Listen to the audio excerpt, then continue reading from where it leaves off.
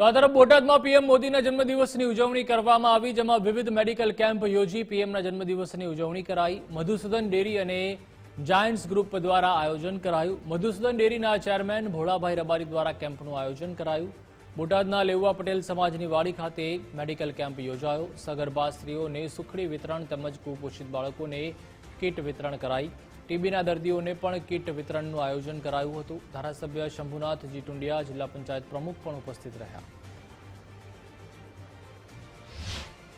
બોટાદ જિલ્લા દૂધ સંઘ, મધુસૂદન ડેરી અને જાયન્ટ્સ ગ્રુપ ઓફ બોટાદ દ્વારા આજે નરેન્દ્રભાઈના 74મા જન્મદિવસ નિમિત્તે અમે સમગ્ર જિલ્લામાં અને શહેરમાંથી બ્લડ ડોનેશન કેમ્પ, સર્વરોગ નિદાન કેમ્પ, બાળકોને જે કુપોષિત બાળકો છે એને કીટ વિતરણ, સગર્ભા મહિલાઓને પણ કીટ વિતરણ અને નરેન્દ્રભાઈ મોદી સાહેબના 74મા જન્મદિવસ નિમિત્તે 74 બોટલ લોહી, અત્યારે 50 બોટલ જેવું બ્લડ ડોનેશન થઈ ચૂક્યું છે અને ફ્રીમાં તમામ દર્દીઓને દવા અને સર્વરોગ નિદાન કેમ્પનું આયોજન કર્યું.